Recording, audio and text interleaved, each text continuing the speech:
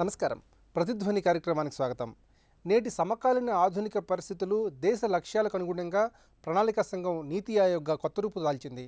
భారత పరివర్తన జాతీయ సంస్థ నీతి ప్రధానమంత్రి సారథ్యంలో సాగుతుంది.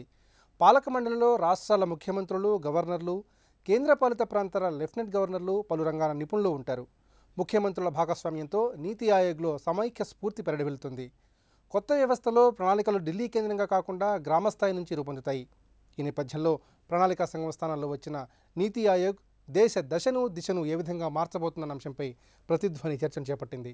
ఈ చర్చలో పాల్గొన్న ప్రముఖులు ప్రొఫెసర్ యు సుబ్రహ్మణ్యం గారు, ప్రముఖ ఆర్థికవేత్త; ఎన్విఎస్ఎస్ ప్రభాకర్ గారు, ఉప్పల్ నియోజకవర్గ శాసనసభ్యులు, బీజేపీ ప్రధాన కార్యదర్శి; ప్రొఫెసర్ బి ఎర్రనరాజు గారు, ప్రముఖ ఆర్థికవేత్త; ఎం కృష్ణారావు గారు, చార్టెడ్ అకౌంటెంట్, ఆర్థిక అంశాల విశ్లేషకులు. ప్రణాళికా సంఘం స్థానంలో వచ్చిన నీతి ఆయోగ్పై ఇప్పుడు కథనం.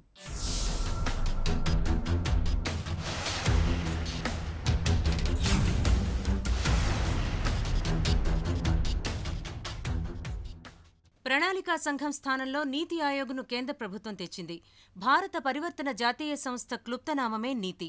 బలమైన రాష్ట్రాలతోనే శక్తివంతమైన దేశం అనే విశ్వాసానికి అనుగుణంగా వ్యూహాత్మక, సాంకేతిక సలహాలను నీతి ఆయోగ్ సమకూరుస్తుంది.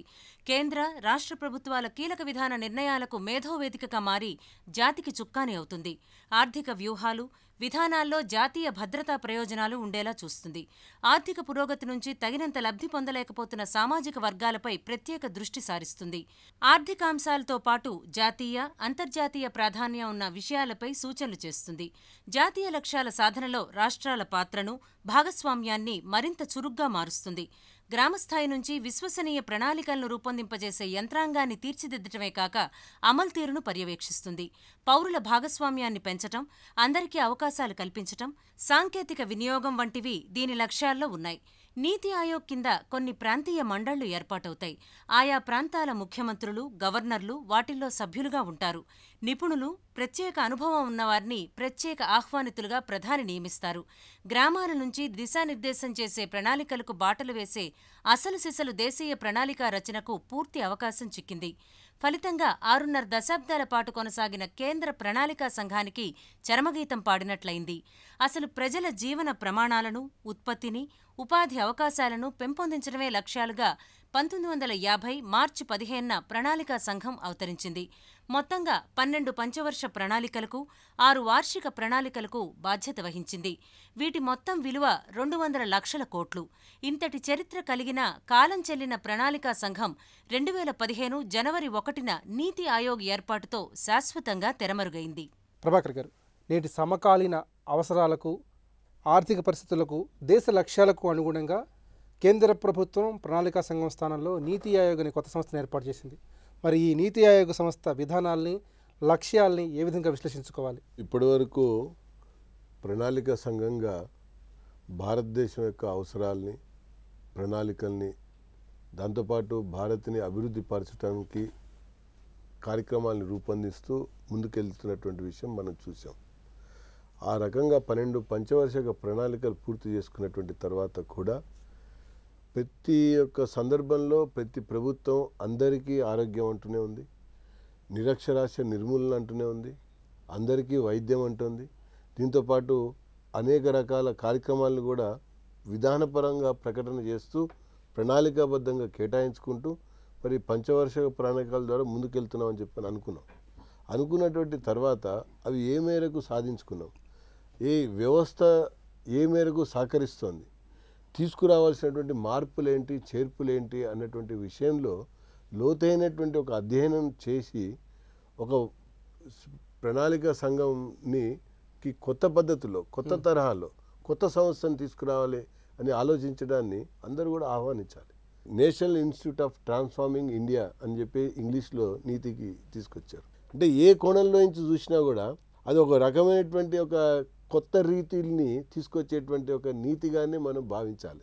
ఒకవేళ ఇదే కేవలం పేరు మార్పిడే అని అనుకుంటే ఇంత గగ్గోలు పెట్టవలసినటువంటి అవసరం ప్రతిపక్షాలకు ఉందని నేను అనుకోవటల్లా. పైగా అన్నిటికంటే ఎక్కువగా ఈరోజు ఉన్నటువంటి ఒక పరిస్థితులలో ఫెడరల్ స్ట్రక్చర్లో రాజ్యాంగాన్ని ఆధారంగా చేసుకొని ఇన్ని సంవత్సరాల తర్వాత కూడా ఇంకా ప్రతి ఒక్క నిర్ణయంలో అందరినీ భాగస్వామ్యం చేయాలని ప్రధానమంత్రి ఆలోచన ఏదైతే చేస్తూ వచ్చారో దానికి అద్దం పట్టేటువంటి ఒక కార్యాచరణ ప్రణాళికనే ఈ నీతి ఆయోగ్ అని చెప్పని మనం భావించాలి. వీటిలో అన్ని ముఖ్యమంత్రులకు కూడా అవకాశం ఇచ్చారు. మీరు గతంలో ప్రణాళికా సంఘం యొక్క ఫంక్షనింగ్ చూడండి. ఒక బ్యూరోక్రాట్ ప్రణాళికా సంఘం చైర్మన్గా లేదా ఒక పొలిటికల్ అపాయింట్మెంట్ అయినటువంటి వ్యక్తి ప్రణాళికా సంఘం చైర్మన్గా ఉండి రాష్ట్రాలను పిలుచుకొని మాట్లాడి వాళ్ళ యొక్క ప్రణాళికల యొక్క ఆధారంగా కేటాయింపులు జరిపి పంపించేయటం. ఈ రకంగా కేటాయింపులు జరిపినటువంటి తర్వాత అధికార పార్టీకి సంబంధించినటువంటి రాష్ట్రాలు, ప్రతిపక్షాలు ఉన్నటువంటి ఒక రాష్ట్రాల యొక్క ముఖ్యమంత్రుల యొక్క వ్యాఖ్యలు చూసినట్టయితే మా పట్ల చిన్నచూపు చూపారని, మా ప్రభుత్వం తీసుకున్నటువంటి కార్యక్రమాలని కేంద్రాలు గుర్తించటం లేదని చెప్పని, మా యొక్క ప్రభుత్వం యొక్క థ్రస్ట్, కేంద్రం యొక్క థ్రస్ట్ ఈ దృష్టికోణంలో తేడా ఉంది అని చెప్పని వ్యాఖ్యలు చేసినటువంటి సందర్భాలు అన్ని రాజకీయ పార్టీల యొక్క ప్రభుత్వాలు కూడా గతంలో చెప్పినటువంటి విషయాలు అన్నింటినీ కూడా పరిగణలోకి తీసుకున్నారు.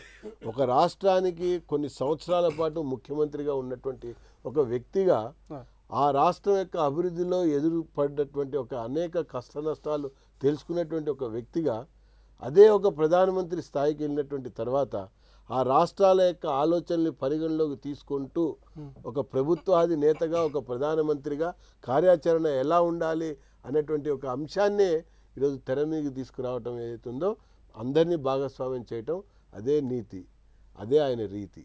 సుబ్రహ్మణ్యం గారు, 6.5 దశాబ్దాలుగా దేశ ఆర్థిక రంగానికి దిశానిర్దేశం చేసిన ప్రణాళికా సంఘం తెరమరుగైంది. మరి ఇప్పటి వరకు ఉన్న ఈ ప్రణాళికా సంఘానికి భిన్నంగా నీతి ఆయోగ్ పనితీరు ఏ విధంగా ఉండబోతుందంటారు? ప్రణాళిక సంఘంకి బదులుగా నీతి ఆయోగ్ రావటం అనేది ఒక రకంగా ఒక మంచి అవకాశం కింద తీసుకోవచ్చు, ఒక ఛాలెంజింగ్ టాస్క్ కింద కూడా దీన్ని మనం పరిగణించాలి. అవకాశం ఎందుకంటున్నానంటే ఒక కేంద్రీకృత ప్రణాళికా విధానం నుంచి మనం పూర్తి వికేంద్రీకరణ దృష్టి పెట్టడానికి ఇది ఒక మంచి అవకాశం. ఇదివరకు ప్రణాళికా సంఘంలో ఉన్నటువంటి లోటుపాట్లు మన భారతదేశ డెవలప్మెంట్లో మనకు కొంతవరకు కనిపెడుతున్నాయి. వాటన్నింటినీ సవరించుకోవడానికి ఒక మంచి అవకాశం. అయితే ఛాలెంజింగ్ ఎందుకంటున్నానంటే పూర్తిగా ఇప్పుడంటే బాటమ్ అప్ అప్రోచ్, గ్రామ స్థాయి నుంచి ప్రణాళికలు రచించి దాన్ని అమలుపరచాలంటే అది చాలా కష్టమైనటువంటి పని. దానికి ఎక్స్పర్టైజ్ కూడా చాలా అవసరం. ప్రజల్ని పూర్తిగా భాగస్వామ్యం చేయాలి. ప్రస్తుతం మన సిస్టంలో ఎటువంటి మార్పులు వచ్చాయంటే పూర్తిగా రాజకీయంగానే ప్రణాళిక పద్ధతులు నడుస్తున్నాయి రాష్ట్రంలో కానీ దేశంలో కానీ. సో గ్రామ స్థాయి నుంచి రావాలంటే తర్వాత డేటా డిస్ట్రిక్ట్ లెవెల్లో కానీ స్టేట్ లెవెల్లో కానీ మనకి సిఎస్ఓ లాంటి ఆర్గనైజేషన్స్ మనకు అంత డేటా కూడా గ్రామ స్థాయిలో ఇంకా ఏర్పడలేదు. తర్వాత ప్రయారిటీస్ నిర్ణయించడంలో, ప్రజలకి పూర్తిగా చైతన్యం కలిగించడంలో చాలా మార్పులు రావాల్సినటువంటి ఉన్నాయి. సో ఇది చాలా పూర్తిగా రాజకీయాలని పక్కన పెట్టి పూర్తిగా అభివృద్ధి వైపు దృష్టి సారించి చేసినప్పుడు మాత్రం వీలవుతుంది. పాత ప్రణాళికా సంఘంలో ఏంటంటే కేటాయింపులు ఏ రాష్ట్రానికి రాజకీయ అవసరాలను బట్టి కేటాయింపులు జరిగినటువంటి మనకి దృష్టాంతాలు ఉన్నాయి. దీనివల్ల ఏంటంటే అన్ని రాష్ట్రాలు ఒకే రకంగా అభివృద్ధి చెందలేదు. ఒకే రాష్ట్రంలో కూడా విభిన్న ప్రాంతాలు వివిధ పద్ధతులు అభివృద్ధి చెందాయి. సో అందరూ గ్రామ స్థాయి నుంచే సమానమైనటువంటి అభివృద్ధి స్థాయి రావాలంటే లోకల్ నీడ్స్ కూడా చాలా ఇంపార్టెంట్. కేంద్రీకృతమైనటువంటి ప్రణాళిక స్థానిక అవసరాలకి సరిపడదు. సో వాటికి ఏంటంటే ఇప్పుడు రాష్ట్రాలకి తర్వాత గ్రామ స్థాయి నుంచి కూడా ప్రణాళికలు రచించి అభివృద్ధి చేసుకోవడానికి అవకాశం వస్తుంది. కాబట్టి దానికి సరైనటువంటి ఎక్స్పర్టైజ్, మనకి ప్లానింగ్ బాడీస్ ఉన్నాయి కానీ అందులో ఎక్స్పర్టైజ్ లేదు, ఎలా చేయాలన్నది చాలామందికి తెలియదు. సో గ్రామ స్థాయి నుంచి ఇప్పుడు గ్రామాలను అడాప్ట్ చేసుకుంటున్నారు కానీ అక్కడ గ్రామ స్థాయిలో ప్రణాళికను రచించి అభివృద్ధి చేయడానికి కూడా సరైనటువంటి ఎక్స్పర్టైజ్ని డెవలప్ చేయాల్సినటువంటి అవసరం ఉంది. అందుకే దీనికి ఒక ఛాలెంజింగ్ టాస్క్ అని చెప్పి అంటున్నాం. ఒక మంచి అవకాశం, తర్వాత ఒక ఛాలెంజింగ్ టాస్క్ కూడా ప్రభుత్వానికి ఇది. ఎర్రన్ రాజు గారు, నీతి ఆయోగ్లో రాష్ట్రాల ముఖ్యమంత్రులు కూడా చాలా కీలకమైన భాగస్వామ్యం ఉంది.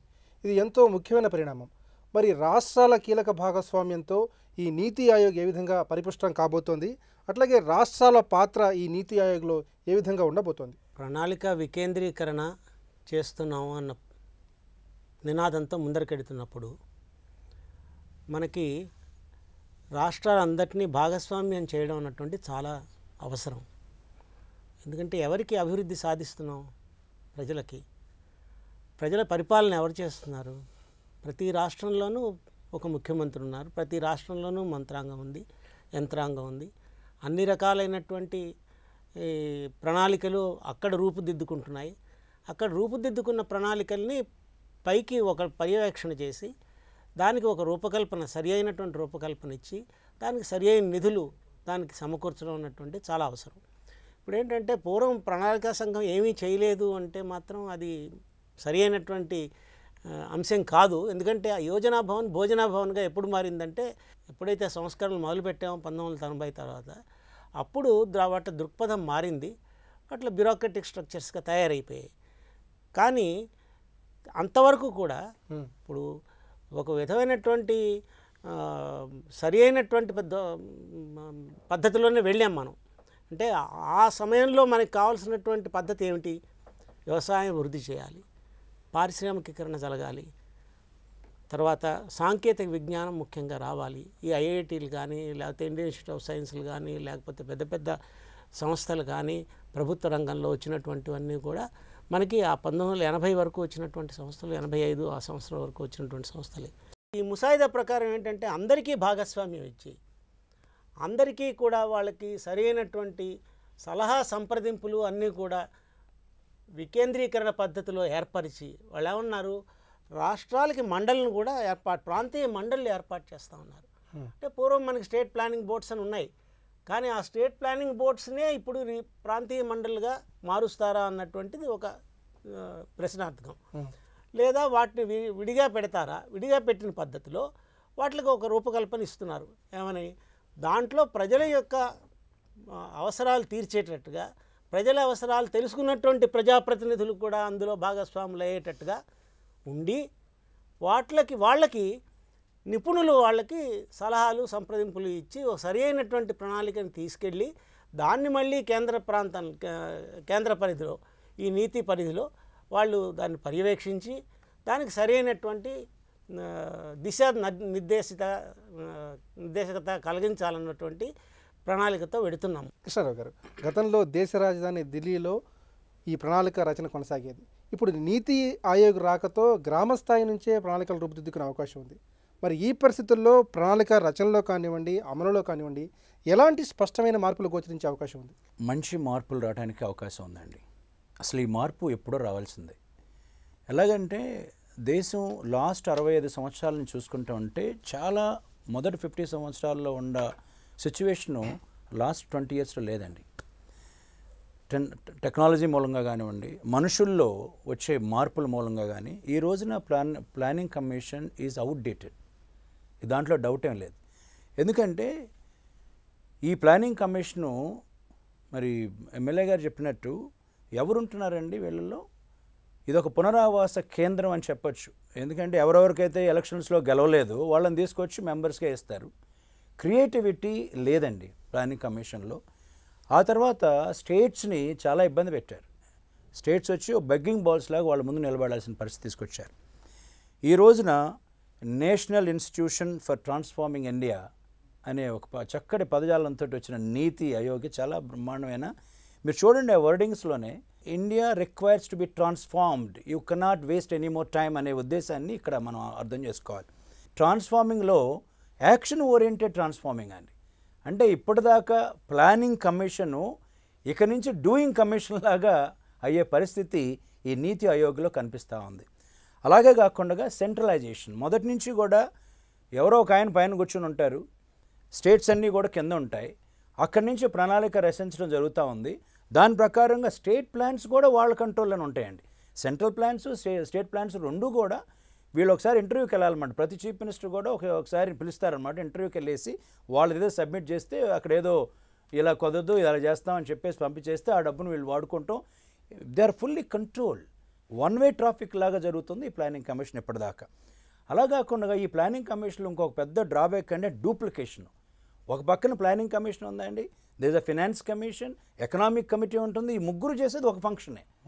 వీళ్ళిద్దరు ఉన్నప్పుడు planning commission has no reasonable value. They పైపెచ్చు వాళ్ళ మూలాన వీళ్ళ డిపార్ట్మెంట్స్లో ఓవర్ఫ్లోయింగ్ ఆఫ్ వాళ్ళు చెప్పిన మాట వీళ్ళు వినాలని, వీళ్ళు చెప్పిన మాట వాళ్ళు వినాలని, అసలు పర్పస్ఫుల్ ఎఫెక్ట్ బయట రావట్లేదు. దీని మూలాన ఈ రోజున ప్లానింగ్ కమిషన్ బికేమ్ అవుట్డేటెడ్. అయితే లిబరలైజేషన్ ఎప్పుడైతే వచ్చిందో, మార్కెటబిలిటీ ఫ్రీ అయిపోయిన తర్వాత, ఎకనామిక్ రిఫార్మ్స్ వచ్చిన తర్వాత ఇట్ లాస్ట్ ఇట్స్ ఇంపార్టెన్స్. ఇప్పుడు నీతి ఆయోగ్ కింద కొత్తదనంలో మీరు మిడిల్ క్లాస్ ఫ్యామిలీస్లో ఉండే పొటెన్షియల్ని యూజ్ చేసుకోవాలి. ఎన్ఆర్ఐస్ ఉన్నారు, 200 కంట్రీస్లో ఎన్ఆర్ఐస్ ఉన్నారు. వాళ్ళు ఇప్పుడుదా డబ్బులు పంపించడమే కానీ వాళ్ళని ఇన్వాల్వ్ చేసుకోవట్లేదు. టెక్నాలజీని యూజ్ చేసుకోగలగాలి. అలాగే విధి విధానాలలో ఒక రెగ్యులేషన్, మనం ఒక విధి విధానం పెడితే దాన్ని ఫాలో అప్ చేసుకోవటంలో కూడా ఇప్పుడు ఏమంటున్నారు, గ్రామీణ ప్రాంతం ఈ రోజున ప్రతి పంచాయతీకి కూడా కంప్యూటరైజ్డ్ సెటప్ ఉంది. కాబట్టి విధి విధానాలని వాళ్ళకి కావాల్సిన అవసరాలని వాళ్ళు పెంపొందించుకొని ఒక ప్లాన్ చేసుకుంటే ఆ ప్లాన్ సెంట్రల్గా చేరటం పెద్ద కష్టమైన పని ఏం కాదు. ప్రభాకర్ గారు, ఇప్పుడు స్వతంత్రం వచ్చిన తర్వాత 12 పంచవర్ష ప్రణాళికల్ని 6 వార్షిక ప్రణాళికలను అమలు చేశారు. ఇందుకు గాను 2 కోట్ల రూపాయలు ఖర్చు పెట్టారు. అయినా కూడా పరిస్థితుల్లో ఆశించినంత మార్పు రాలేదు. మరి మోదీ నేతృత్వంలో ఏర్పడిన ఈ నీతి ఆయోగ్ ద్వారా ఎలాంటి ఉత్తమ ఫలితాలని భవిష్యత్తులో ఆశించే అవకాశం ఉంది? ఒకవైపున ప్రణాళిక సంఘం ఇప్పటివరకు చేస్తున్నటువంటి పని ఏంటి, కొత్తగా ఈ నీతి ఆయోగ్ చేసేటువంటి ఒక పనులేంటి అన్న విషయంలో ఆయన కొంత క్లారిటీ ఉన్నట్టుగా మనం ఆయన ప్రకటనలు బట్టి చూస్తుంటే మనకు కనబడుతుంది. అయితే దీంట్లో ఒక చిన్న విషయానికి వచ్చినట్టయితే ఇప్పుడు మన తెలంగాణ ప్రభుత్వం ఉంది, మన ఊరు మన ప్రణాళిక అని పెట్టి ఆ ఊరు యొక్క అవసరాలకు సంబంధించినటువంటి విషయంలో అభిప్రాయాలు అందరూ కూడా తీసుకొని ఒక కార్యాచరణ రూపొందించారు. తర్వాత చెరువుల పరిరక్షణ అని చెప్పని కూడా 2వ ప్రోగ్రాం కూడా ప్లాన్ చేశారు. అట్లనే ఆంధ్రప్రదేశ్ ప్రభుత్వం కూడా ఆలోచన చేసి ప్రణాళిక రూపొందిస్తుంది. ఈ 2 ప్రభుత్వాలు ఒక రకమైనటువంటి విధానంతో ఆలోచనతో ప్రజల ముందుకు వెళ్తున్నటువంటి ఒక నేపథ్యంలో కేంద్రం యొక్క ఆలోచన, కేంద్రం యొక్క ప్రణాళిక ఈ రెండింటికి భిన్నంగా ఒకవేళ ఉందనుకోండి, అప్పుడు నిధుల కేటాయింపుకు సంబంధించిన విషయంలో మ్యాచ్ ఎలా అవుతుంది, ట్రస్ట్ ఎలా వస్తుంది, కాన్సన్ట్రేషన్ ఎలా జరుగుతుంది అన్నటువంటిది ఇక్కడ తేడా వచ్చేటువంటి ఒక విషయం. ఓవరాల్గా అన్ని దీంట్లో ఇమ్మడచ్చు, కానీ ఈ ప్రభుత్వాలు ప్రణాళికల్లో ఈ రకంగా ముందుకు వెళ్ళాలి అని అనుకుంటున్నప్పుడు కేంద్రం కూడా ఆ రకంగా సహకరిస్తూ ముందుకు రావాలి. అది ఈ మొత్తం ఆలోచన అనేది సమగ్రంగా ఉండటం కొరకే వీళ్ళందరినీ కూడా భాగస్వామ్యం చేస్తూ తీసుకొచ్చారు. ఈరోజు సహజ వనరుల విషయం తీసుకోండి, ఖనిజ వనరులు తీసుకోండి, మానవ వనరులు తీసుకోండి, శాస్త్ర సాంకేతిక పరిజ్ఞానం విషయాలు చూడండి, ఇవన్నీ కూడా సమిష్టిగా ఆలోచన చేసేటువంటి ఒక విషయాలు. కాబట్టి దీంట్లో ఇటు రాష్ట్రాల యొక్క భాగస్వామ్యం ఉండాలి, కేంద్రం యొక్క ఆలోచన ఉండాలి. వీటన్నిటితో పాటు లిబరలైజేషన్, గ్లోబలైజేషన్ వచ్చిన తర్వాత ప్రపంచీకరణలో భారతదేశం పోటీగా, మేటిగా, సాటి దేశంగా ఈరోజు ప్రపంచ దేశాల్లో నిలబడాలనుకున్నప్పుడు ధీటుగా కూడా ఉండాలి కదా. ఉండాలన్నప్పుడు రాటుదేలినటువంటి ఒక వ్యవస్థని తీసుకురావాలి. ఆ తీసుకురావడంలో అంతర్భాగంగానే ఈ రకమైనటువంటి ఒక నీతి ఆయోగ్ని తీసుకొచ్చినట్టుగా మనం భావించాల్సి వస్తుంది. సుబ్రహ్మణ్యం గారు, 65 ఏళ్లుగా దేశ అభివృద్ధికి ప్రణాళిక సంఘం పనిచేసినప్పటికీ కూడా పేదరికం దేశంలో తగ్గలేదు. అలాగే ఆకలి, అవిద్య, అనారోగ్యం, నిరుద్యోగం సమస్యలు అలాగే ఉన్నాయి. మరి ఈ సమస్యల పరిష్కారానికి నీతి ఆయోగ్ ఎంతవరకు కృషి చేసే అవకాశం ఉంది? నీతి ఆయోగ్ ప్రధానంగా ఒక పాలసీ మేకింగ్ బాడీ కింద, థింక్ ట్యాంక్ కింద ఉండబోతుందని తెలుస్తుంది. తర్వాత ప్రణాళికలు మనకి గ్రామ స్థాయి నుంచి రచించేటప్పుడు నీడ్స్ని, సరైనటువంటి నీడ్స్ని ఐడెంటిఫై చేయడం, అవి ప్రాంతంకి మారచ్చు, రాష్ట్రానికి మారచ్చు. కేరళలో అభివృద్ధి చెందినటువంటి రాష్ట్రాల్లో ఒక రకమైనటువంటి నీడ్స్ ఉంటాయి, అభివృద్ధి చెందినటువంటి రాష్ట్రాల్లోని జిల్లాల్లో వేరే రకమైన నీడ్స్ ఉంటాయి. సో నీడ్స్ని కరెక్ట్గా ఐడెంటిఫై చేయగలిగి దాని ప్రణాళిక రూపంలో జిల్లా స్థాయిలోని, రాష్ట్ర స్థాయిలోని ప్రొజెక్ట్ చేయగలిగినప్పుడు నిధుల కేటాయింపు కూడా వస్తుంది. కానీ నిధులు అన్నింటికీ సరిపోవు. ప్రయారిటైజేషన్ కూడా చాలా ఇంపార్టెంట్. మనం ఈ ప్రయారిటైజేషన్లో చాలా రకాలుగా వైఫల్యం చెందాం. మనం పేదరికం నిర్మూలన చేయడానికి మొదటి ప్రయారిటీస్ ఏంటంటే మన ఇన్వెస్ట్మెంట్స్ విద్య పైన, హెల్త్ పైన ఉండాలి. ఈ రోజు కూడా మనం 6% జీడిపిలో ఎడ్యుకేషన్ మీద పెట్టాలంటే 4.5% ఉంది. హెల్త్ 1% మాత్రమే ఉంది జీడిపిలో. సో సరైనటువంటి నిధుల్ని ప్రయారిటైజ్ చేసి కేటాయించడం రాష్ట్ర స్థాయిలోనే, కేంద్ర స్థాయిలోనే అవసరం. అలాగే గ్రామ స్థాయిలోనే, జిల్లా స్థాయిలో కూడా ప్రయారిటైజేషన్ చాలా ఇంపార్టెంట్. అన్ని నిధులు ఏ ప్రభుత్వం కూడా ఒకేసారి ఇవ్వలేదు. ఇచ్చినటువంటి నిధుల్లో ఏది ప్రజలకు చాలా ముఖ్యమైనటువంటి, ప్రజల తాలూకా అవసరాలు ఏంటి అన్నవి మనం ఇదివరకు గుర్తించడంలో విఫలమయ్యాం. సో అటువంటి వాటిలో మనం చాలా చైతన్యం కలిగించాల్సినటువంటి అవసరం ఉంది. అవేర్నెస్ కలిగించాలి. గ్రామ స్థాయిలోని, జిల్లా స్థాయిలోని, అధికారుల స్థాయిలోని ప్రజలకి, ప్రభుత్వాలకి కూడా కొంత అవేర్నెస్ కలిగించాలి. పూర్తిగా సమూలంగా మార్పులు వచ్చినప్పుడు మాత్రమే ఇది విజయవంతం అవుతుంది. ఎర్రరాజు గారు, ఇప్పుడు నీతి ఆయోగ్లో ప్రణాళికల రూపకల్పన, అమలు, నిధుల కేటాయింపులో పారదర్శకతను స్పష్టంగా పాటిస్తామని కేంద్ర ప్రభుత్వం చెబుతోంది. ప్రణాళికా సంఘంలో గత అనుభవాల దృష్ట్యా ఎలాంటి పారదర్శకత స్పష్టంగా గోచరం కావాలంటారు? జాతీయ వనరుల్ని అన్నిటినీ కూడా సవ్యంగా తీసుకెళ్ళాలి అంటే, ఒక గాడి కిందకి తీసుకెళ్ళాలి అంటే, ఒక కేంద్ర పర్యవేక్షణలో ఒకటి నమూనా రావాలి. దానికోసం ఈ నీతి అనేటువంటి సంస్థ కృషి చేస్తుందని భావిస్తున్నాను. ఎందుకంటే ఉన్నాయి ఇప్పుడు మనకి సెంట్రల్ వాటర్ కమిషన్ ఉంది, సెంట్రల్ ఎనర్జీ కమిషన్ ఉంది. ఇవన్నీ కూడా ఏమిటంటే ఈ ఆర్బిట్రేషన్ కౌన్సిల్స్ అన్నీ కూడా విఫలమవుతున్నాయి. ఎవరికి కూడా సరైనటువంటి సమయంలో వాళ్ళకి సహాయం అందేటువంటి పరిస్థితుల్లో ఉండలేదు. ఒకటి. రెండో విషయం చూసుకోవాల్సింది ప్రణాళిక వికేంద్రీకరణకి ముఖ్యంగా 73, 74 రాజ్యాంగ సవరణల ప్రకారం మనకి నిధులు ఎక్కడుండే వనరులు అక్కడ ఖర్చు పెట్టేటువంటి అవకాశం ఉంది అందులో. కానీ రాష్ట్రాలు కానీ వాటికి నిధులు వనరులు ఇవ్వట్లేదు, వాళ్ళని వనరులు ఖర్చు చేసేటువంటి అధికారాలు ఇవ్వలేదు, వాళ్ళకి చెక్ డ్రాయింగ్ ఫెసిలిటీస్ కూడా వాళ్ళకి ఎవరికీ లేవు. ప్రణాళికని సవ్యంగా అమలు చేసేటువంటి, సవ్యంగా తయారు చేసేటువంటి విధానం ఒకటి, సవ్యంగా అమలు చేసే విధానాల్లో ఒకటి, వీటిలో సరైనటువంటి శిక్షణ ఇచ్చేటువంటి నిపుణుల్ని మనం అక్కడ వికేంద్రీకరణ చేసిన పద్ధతిలో మనం తీసుకెళ్తే తప్ప ఇది జరగదు. పూర్వం కూడా ప్రణాళికలు తయారు చేసి వీళ్ళు వెళ్ళేవారు, వాళ్ళు దాని మీద వాళ్ళకు డబ్బులు బట్టి వాళ్ళు కోతలు వేసేవారు. ఇప్పుడు కోతలు కావాల్సింది చేతలు కావాలి. ఆ కోతల నుంచి చేతలకు వచ్చేటువంటి పరివర్తనే ఈ నీతి ఆయోగ్. కృష్ణారావు గారు, ఇప్పుడు నీతి ఆయోగ్ అనే ఈ కొత్త సంస్థలో టీమిండియా అనే భావన అంతర్భాగంగా ఉండాలని మోదీ ఆకాంక్షిస్తున్నారు. మరి ఈ పరిస్థితుల్లో కేంద్ర రాష్ట్రాల మధ్య ఎలాంటి సమన్వయం, ఎలాంటి అవగాహన, ఎలాంటి పరస్పర అంగీకారం ధోరణి ఉంటే దేశాభివృద్ధి వేగం అందుకునే అవకాశం ఉందంటారు? అభివృద్ధి ప్రజల దగ్గర నుంచి రావాలండి. ఉన్న టెక్నాలజీని యూజ్ చేసుకొని అభివృద్ధి చెందుతూ ఉంటారు ప్రజలు. ఆ అభివృద్ధిని ఛానలైజ్ చేయటమే ఈ ప్రణాళిక సంఘం ఉద్దేశం. ఎవరికైతే అభివృద్ధి ఫలాలు చేరటం లేదో వాళ్ళకి ఎలా చేర్చాలి అనేది సిద్ధాంతం మీద వెళ్తేనే అప్పుడు సక్సెస్ఫుల్గా అవుతుంది.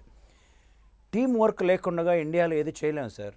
భాషలు వేరు, సంస్కృతి వేరు, రకరకాల జనం ఉన్నారు, రకరకాల రాష్ట్రాలు ఉన్నాయి, వాళ్ళ అభిప్రాయాలు మారుతూ ఉంటాయి, లోకల్గాను ప్రాంతీయ భావాలు, వీటన్నిటినీ అనుసంధానం చేయాలంటే టీం వర్క్ కంపల్సరీ కావాలి. నీతి ఆయోగ్లో ఉన్న మొదటి లక్ష్యం స్టేట్స్ని యాక్టివ్గా ఇన్వాల్వ్ చేసి అందరినీ సమానంగా దృష్టిలో చూస్తూ ముందుకెళ్ళటమే ఇంపార్టెంట్ లాజిక్. స్టేట్స్ ఈ రోజున ఇండివిజువల్గా they can live on themselves అనే స్థితికి వచ్చాయి. వాళ్ళకున్న వనరులను ఉపయోగించుకొని వాళ్ళని ఏ చీఫ్ మినిస్టర్ అయితే వనరులను ఉపయోగించుకొని టెక్నాలజీని ఉపయోగించుకొని ప్రజలను ముందుకు తీసుకెళ్లే సత్తా ఉంటుందో వాళ్ళకి ఫండ్స్ కూడా వచ్చే పరిస్థితి ఏర్పడింది. కాబట్టి సెంటర్ ఏం చేయాలంటే వీళ్ళందరినీ కూర్చోబెట్టి మీకున్న పరిస్థితులు ఎలా ఉన్నాయి, ఒక పర్టికులర్ ప్రాజెక్టు మీకున్న పరిస్థితి ప్రకారం ఎలకేట్ చేయగలగాలి. ఒకవేళ అదే ప్రాజెక్టు 2 స్టేట్లకి పరిస్థితులు అనుకూలంగా ఉన్నప్పుడు బిడ్డింగ్ వ్యవస్థ కూడా రావడానికి అవకాశం ఉంది. ఇది ఎలా ఉంటుందంటే చివరికి ఇట్స్ ఛాలెంజింగ్ వ్యవస్థ.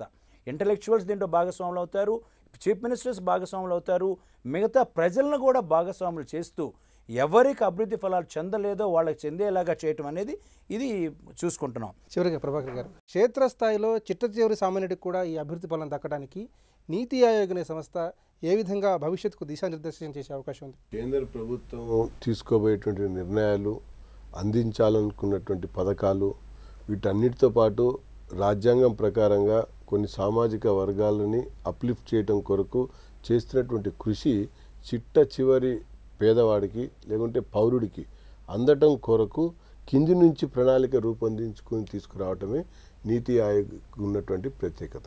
ప్రణాళికా సంఘం స్థానంలో వచ్చిన నీతి ఆయోగ్తో దేశాభివృద్ధి వేగం అందుకొనుంది. స్పష్టమైన లక్ష్యం, పునాదుల నుంచి ప్రణాళిక రచన, పారదర్శకతలతో కొత్త వ్యవస్థ ఆశలు రేకెత్తిస్తోంది.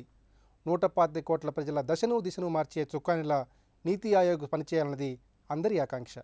ఇది నేటి ప్రతిధ్వని. నమస్కారం.